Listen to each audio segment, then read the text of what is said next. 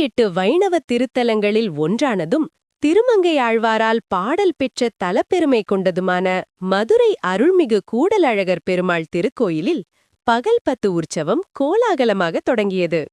திருமங்கையாழ்வாருக்கு பெருமை சேர்க்கும் வகையில் அவர் பாடிய திருமொழி பாடல்களையும் மற்ற ஆழ்வார்கள் பாடிச் சென்ற பாடல்களையும் பெருமாள் கேட்டருளும் விதமாக வைகுண்ட ஏகாதசி விழாவின் தொடக்கமாக பகல் 10 உற்சவம் கொண்டாடப்பட்டு வருகிறது.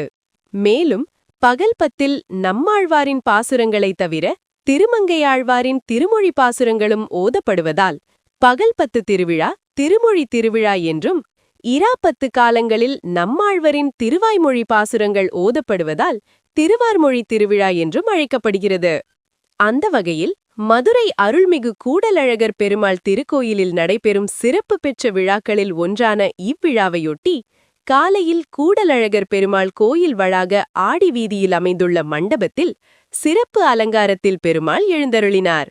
அதனைத் தொடர்ந்து கூடலழகருக்கு சிறப்பு பூஜைகளும் தீபாராதனையும் காட்டப்பட்டதின் தொடர்ச்சியாக பெருமாள் முன்பு நாயன்மார்கள் இயற்றிய பாசிரங்கள் சுமார் 2 மணி நேரங்களுக்கு மேல் பாடப்பட்டது.